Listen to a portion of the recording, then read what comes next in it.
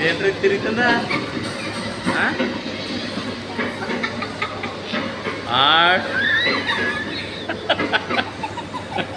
ఏ నువ్వు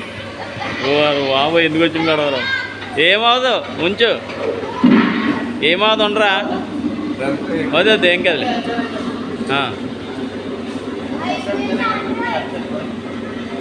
అలాగుంటు